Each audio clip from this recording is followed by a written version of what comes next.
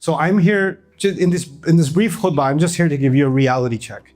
It's very easy to lose sight of what is real when you are constantly flooded with influencers because of their wealth or because of their fame. You guys are in more danger than any other children in the history of the world, I would argue. There's a celebrity or a wealthy person standing there on Judgment Day, and their followers show up. We followed you our whole life. We were listening to everything.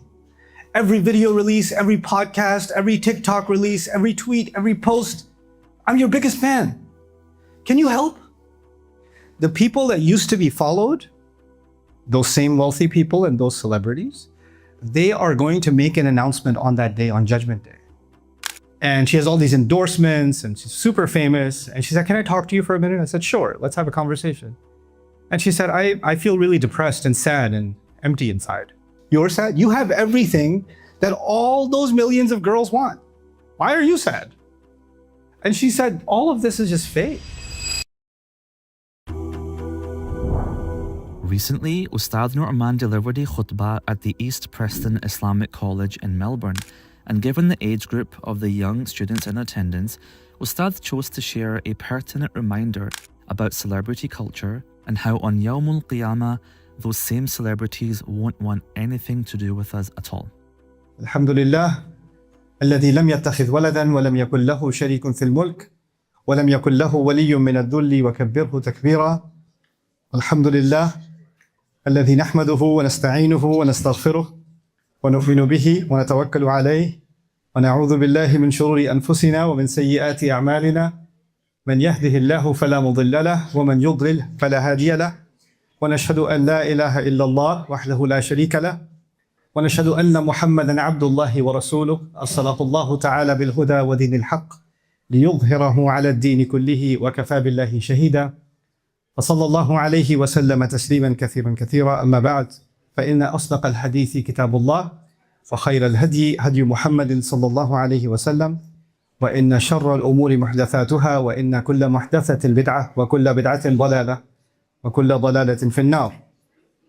قال الله عز وجل في كتابه الكريم بعد أن أقول أعوذ بالله من الشيطان الرجيم إذ تبرأ الذين اتبعوا من الذين اتبعوا ورأوا العذاب وتقطعت بهم الأسباب رب اشرح لي صدري ويسر لي أمري واحلل عقدة من لساني يفقهوا قولي آمين يا رب العالمين. السلام عليكم ورحمة الله وبركاته.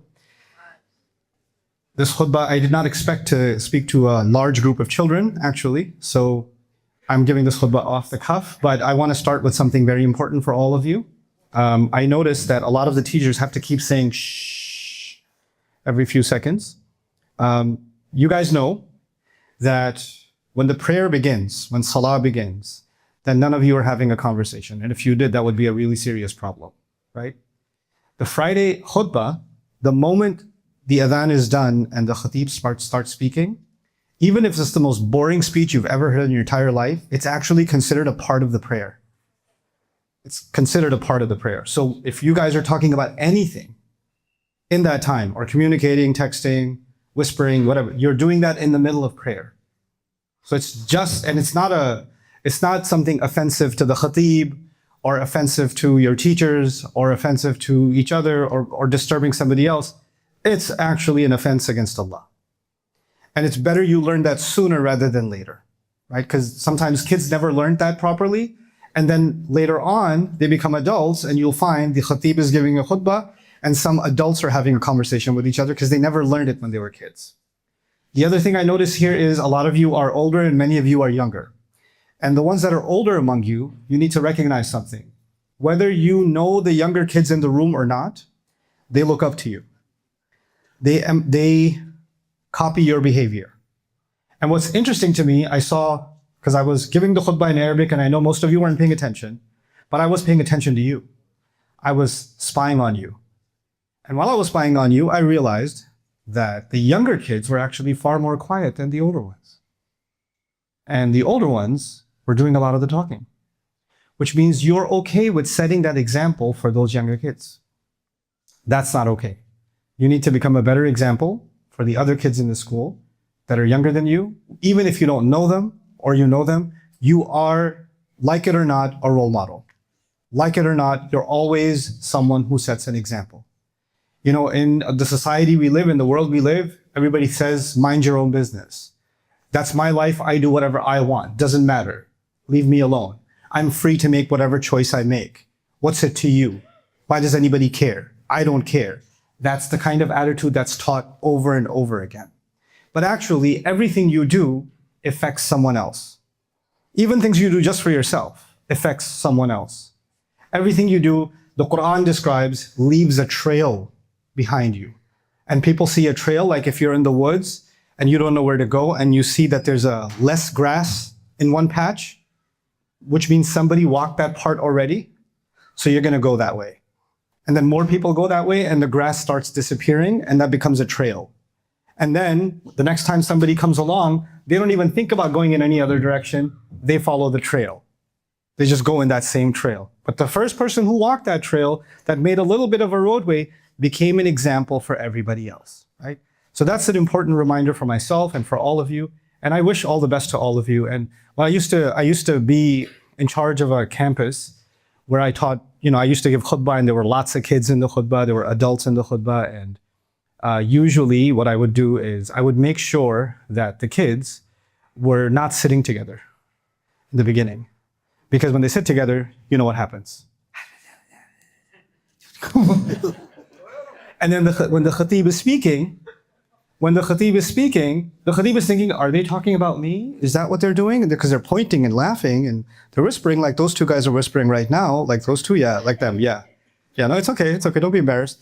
Hey, you're gonna do it, you're gonna get called out. So, right? So when that happens, I realized that's also not the best way to go. So I allowed them to sit together. But the only thing I did then is I made a policy. If you would like to speak during the khutbah, I'd like to stop the khutbah, bring the mic over to you, and then have you continue your conversation in front of everyone. And all of a sudden, in the entire community, our kids were the most behaved. Because nobody wanted to become a celebrity over that kind of behavior. Anyway, the subject that I want to talk to you about today is actually, I think, very important for all of you and myself. When the Prophet ﷺ was giving his message, I think all of you know that the majority of people in the society of Makkah rejected it. They didn't want to hear it. They were not interested. And they gave lots of different reasons. One of the reasons they gave is that he's not rich. He doesn't have a lot of money. Also, he doesn't have a lot of followers. So one, he's not wealthy. And two, he's not popular. Because we only follow people that are either wealthy or popular. That's what makes someone worthy of being followed. Because when people see someone wealthy, someone with a lot of money, a nice house, a nice car, expensive clothes, you name it, right? Then they say, well, I want what they want. I want what they have. So maybe if I follow them, I'll learn their secret and learn to become like them. And then one day I can be wealthy too. Or when somebody sees somebody popular, they say, everybody likes this person. Everybody talks about this person. Nobody ignores that person. Whenever they say something, everybody listens. Everybody, is constantly keeping their eyes on them. And when they do one thing, they wear certain kinds of clothes, or they say something, that becomes a trend, that goes viral. Man, that's power. I wish I was popular. I wish I was an influencer. I wish I was a celebrity. Maybe I can follow them and learn some of their secrets and some of their tricks, and I can follow those tricks, and I can become a celebrity too. So the two things people wanted, among other things, the things that people wanted to, what's the reason I should follow someone? Because I want something that they have. And what are the two things that they had? Either wealth or fame, wealth or celebrity. That's what they had. And that's what people wanted to follow. So one of the reasons they gave for not following the Prophet ﷺ is that he doesn't have any wealth. Why should we follow him? What are we going to get from following him? Definitely not money. And clearly he's not popular. Even when people talk about him, they're criticizing him. They're making fun of him. They're humiliating him. They're yelling at him. They're kicking him out of places. They're threatening him. Why would I want to be a part of that? That doesn't sound like a smart decision. This was the logic. And then when people said, okay, well, even if he's not popular and even if he's not wealthy, why don't you pay attention to what he's saying? Because the Quran is the truth. And if a homeless person is saying the truth or a billionaire is saying the truth, that doesn't change the fact that it's the truth. The truth doesn't depend on how popular you are or how unpopular you are or how wealthy you are or how poor you are. The truth is just the truth. So why don't you just follow the truth? They said, no. The truth is great, but لولا نزل هذا القرآن على رجل من القريتين عظيم. How come this Quran didn't come down to one of the celebrities? There are lots of wealthy people. If this Quran is really that important, it should have come to a billionaire. It should have come to a famous person. Then we would have even given the time to listen to it. Like nowadays, it could be that you're, on YouTube, you're following somebody, you're following Mr. Beast or something, or anybody, right? And you look at how many followers they have or how many views they have. And then you look at that and say, okay, you know what? This is a person worth following. Then you see another channel that has 3 followers and 2 views on a video. You're more than likely not to be the 3rd viewer. You're not going to watch it. You look at somebody else, they've already seen 1 million of these, that must be worth watching, right? So that's this kind of thinking. It's not just, in that ancient time, it's forever. That lasts forever. And what happens then is the people that are the most popular and the people that are the most wealthy, in a way, they start replacing the religion and they start replacing prophets. The whole purpose of prophets is to follow a way. But now, wealthy and famous people show you the way to follow, the way to dress, the way to talk, the way to make your money, the way to spend your money, the way to look.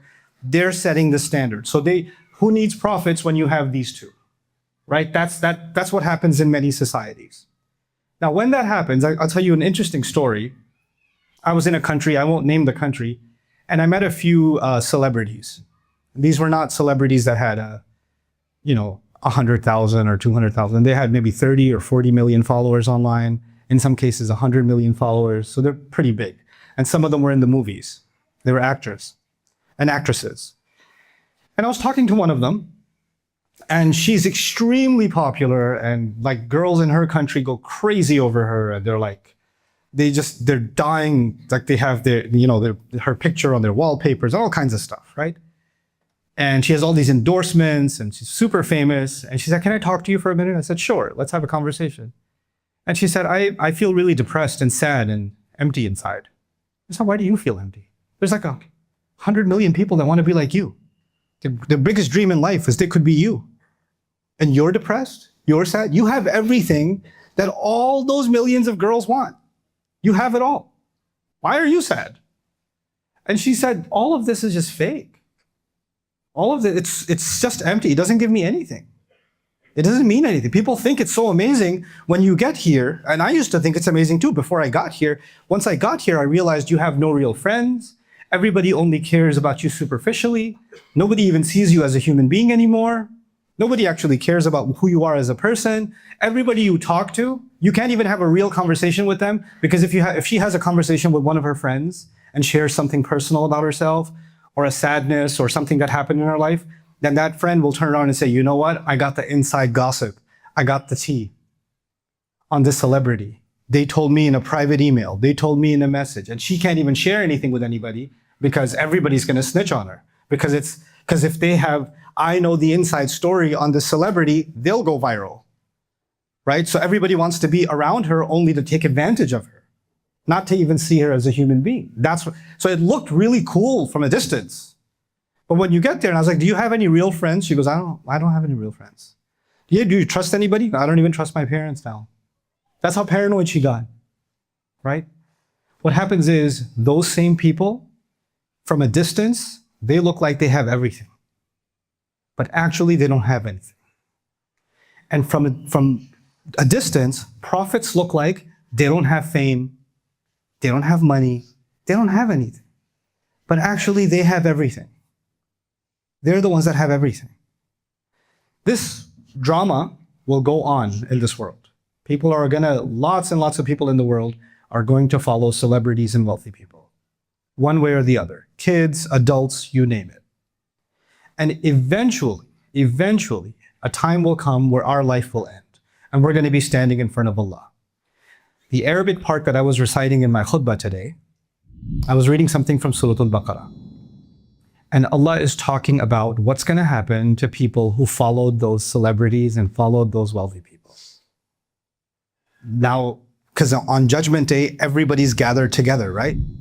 And on Judgment Day, you're not a celebrity anymore.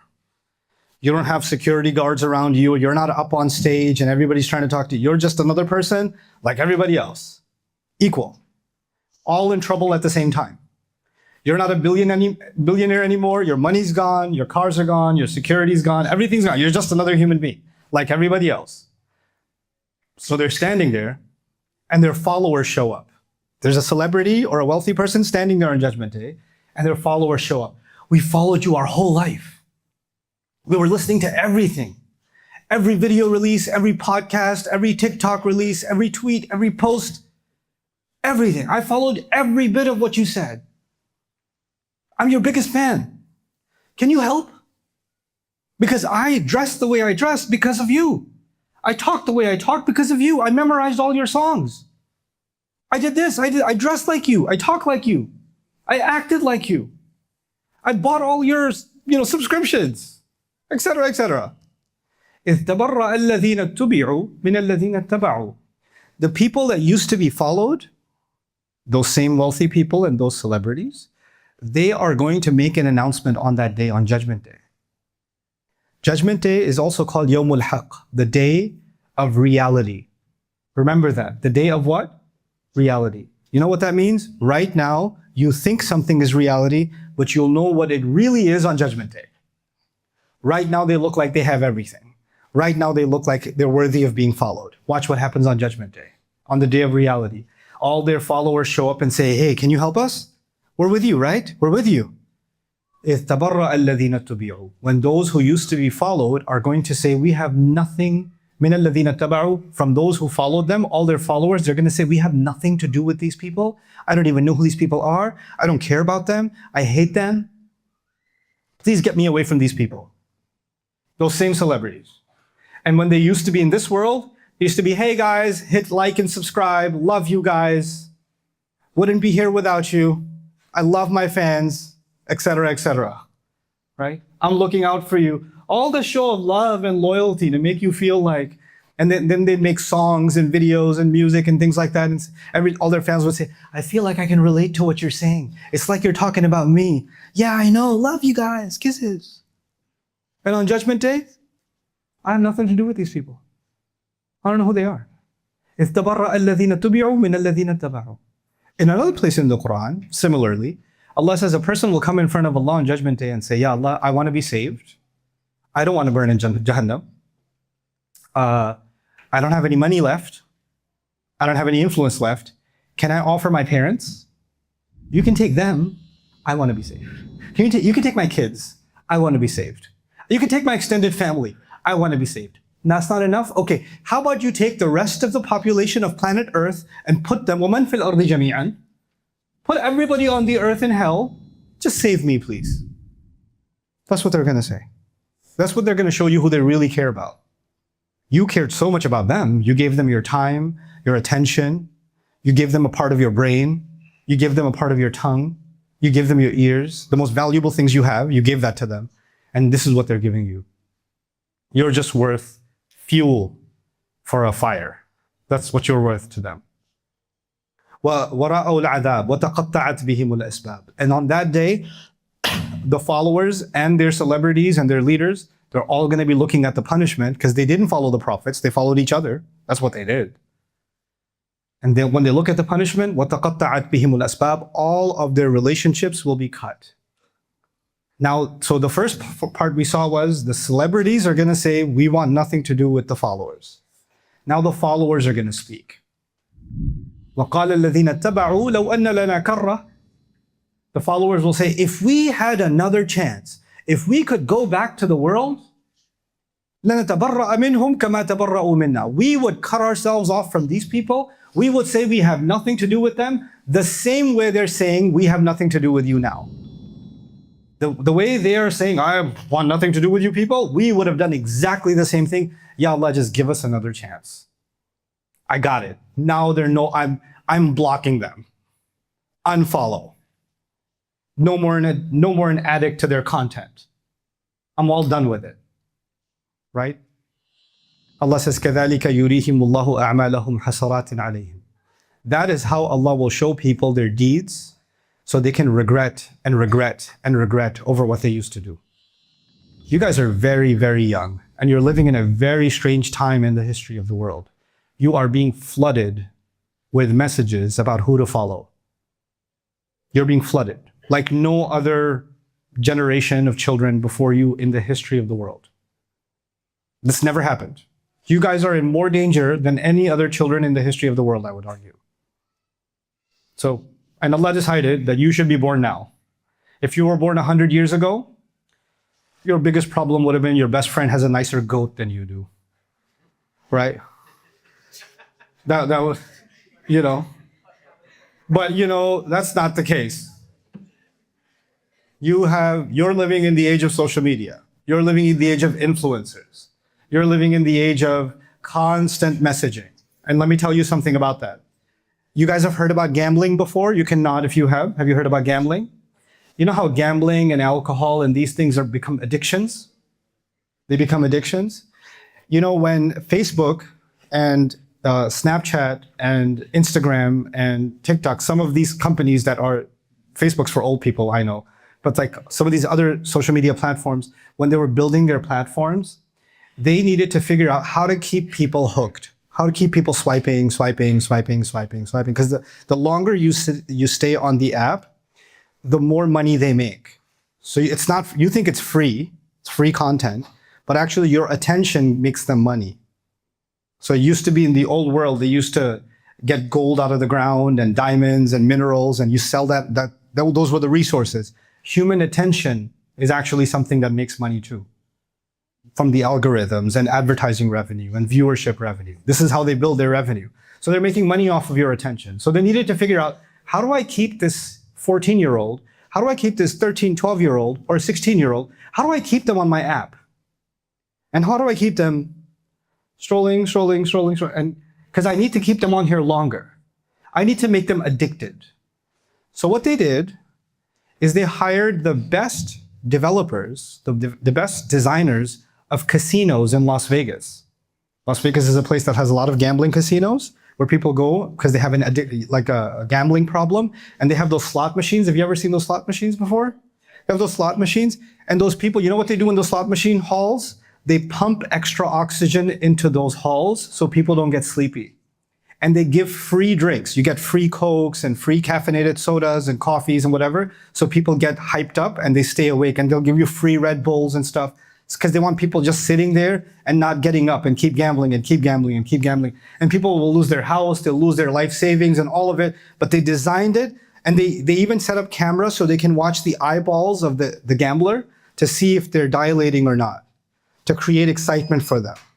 They'll run all these experiments on those people. Those people that ran those experiments and created those environments, they're the ones that designed social media apps. They were hired to create addiction for you and me. And you're just kids. You're going to easily fall into addiction, easily. So I'm here, in this brief khutbah, I'm just here to give you a reality check. It's very easy to lose sight of what is real when you are constantly flooded with influencers because of their wealth or because of their fame. Maybe they're famous because of their athleticism or because of their beauty or because of their some entertainment that they do, whatever it is that made them famous. Those things will become an addiction for you, and you're not going to be able to get out of it. So it's, in the end, you're the one responsible to step out of that, inshallah ta'ala, and follow something that's actually real. Follow and learn something that's actually valuable, that's going to make you a stronger human being. I pray that Allah Azza wa Jal makes all of you strong human beings, and I pray that the older boys and girls here are able to become the best role models for the younger children that are here. And may Allah Azza wa Jal give your teachers the ability to inspire you, to guide you, and to correct you. And may Allah make you really ready for when these years of this school, where you have to come together for Jum'ah and sit here and pray and all that stuff, this is going to be over. You're going to go to university. Nobody's going to tell you to get together for Jum'ah then. Your professor's not going to be a Muslim. He's going to be an atheist. That's going to happen. They're not going to talk about Allah and His Messenger. They're going to talk against Allah and His Messenger. That's going to happen too. This is the time you have to get ready for that time. You're here to get ready for what's going to happen after. So I pray you make the most of this time, and you're prepared for the world, because Allah decided, Allah who knows everything and has all the plans, Allah decided that you kids are the best, most smartest, most capable children to handle this most dangerous time in history. He didn't choose any other children, any other human beings. He chose you for this time because He knows you're the most capable to handle it. So that's Allah's plan for you. So I pray that you're able to live up to that potential that Allah sees in you. Barakallahu li wa lakum fil Qur'an al-Hakim wa nafa'ani wa iyyakum bil ayati wa dhikr al-Hakim. Almost 300,000 souls have already been gifted a Bayyinah TV sponsorship, and the impact has been immense. But over 50,000 eager students who can't afford it are still waiting to begin their journey. You can help. Visit bayyinah.com/gift to share the gift of the Quran so that another soul can explore the depths of Allah's words. Their access lasts a year, but its impact may last a lifetime. I want you to help me help them and give the gift of Bayyinah TV today.